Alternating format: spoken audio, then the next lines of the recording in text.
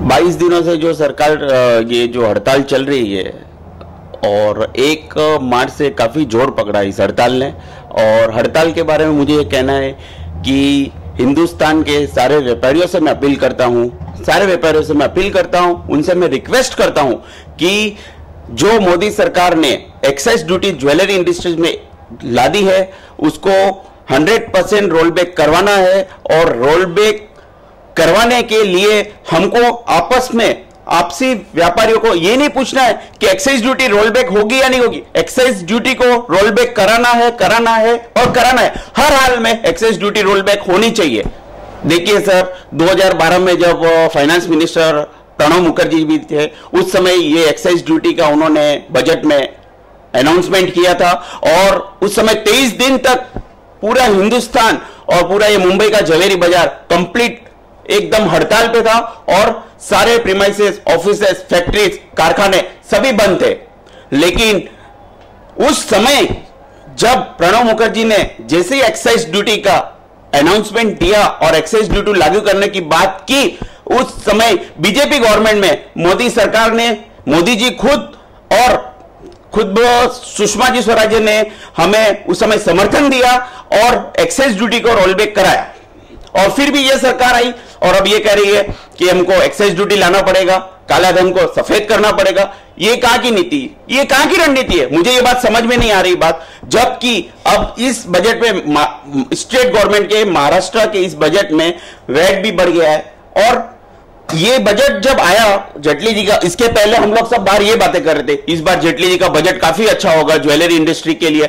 शायद import duty 4%, 5% कम भी हो जाए, सोने के भाव कम हो जाएंगे। उल्टा इंपोर्ट ड्यूटी तो जो है वही रखी और उसके अलावा भी एक्साइज ड्यूटी अलग से लाद दी।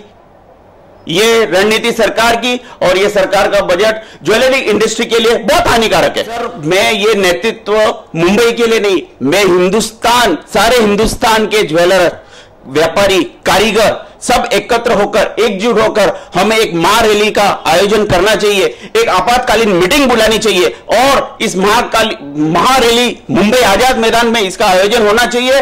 और इसके नेतृत्व को बहुत अच्छे तरीके से एक क्रांतिकारी व्यापारी कर सकता है। और दूसरी बात मैं आपको ज्वेलरी इंडस्ट्री में इस सरकार ने थोपी है, इसको रोल बैक कराना है। हमें ये नहीं पूछना है कि एक्साइज ड्यूटी रोल बैक होगी क्या, नहीं, एक्साइज ड्यूटी को रोल बैक कराना ही है और एक्साइज ड्यूटी रोल बैक होके रहेगी। और जब तक एक्साइज ड्यूटी रोल बैक नहीं होते, हम हिंदुस्तान के ये सारे व्यापारी हम ये अपील करते हैं मोदी जी से कि हम हमारे प्रतिष्ठान, हमारे ऑफिस, हमारे फैक्ट्रीज नहीं खोलेंगे और हड़ताल जारी रहेगी।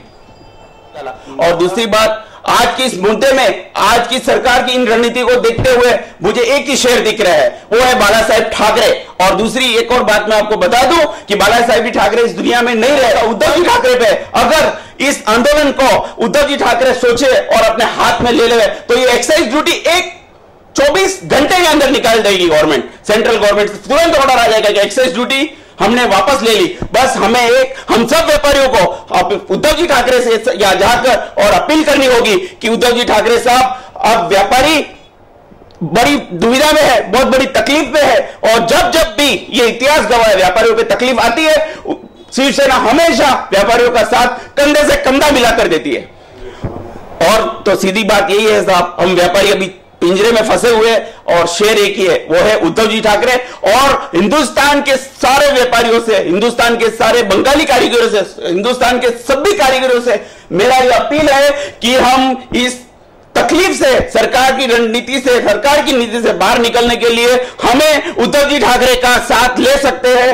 मैं मुंबा देवी माता जी को साक्षी रखते हुए मेरी बात को और मैं आगे बढ़ाता हूं कि यह लड़ाई हम सभी व्यापारियों की है, कारीगरों की है, सुनारों की है, सबकी है। अच्छा, अब बात यह आती है कि कल मैं ज्वेलरी बाजार के मैंने रोज देखा, बहुत गर्माहट का माहौल था। एक व्यापारी मुझे बोल रहे हैं हम तो 6 करोड़ के ट्रांजैक्शन के दायरे में नहीं आते।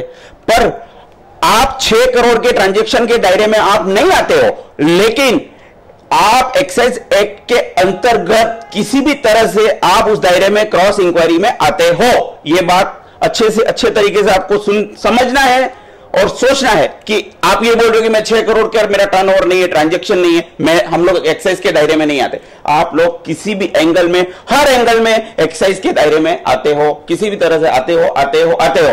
और दूसरी बात, अब मैं सारे हिंदुस्तान के व्यापारियों से, कारीगरों से और माताओं बहनों से कि अब ये आंदोलन काफी पावरफुल और काफी अच्छे तरीके से इसको आगे बढ़ाना है और मोदी जी और जेटली जी तक हमारी अपील और आह्वान को पहुंचाना है। और हमें यह नहीं पूछना है कि एक्साइज के कानून में, एक्साइज की ड्यूटी के कानून में आपको सरलता बदल दी, जबकि हमें उनको यह बोलना है, यह पूछना है कि सर जी हमें एक्साइज को रोलबैक कराना है। क्यों? कि ये तो नारी का श्रृंगार है।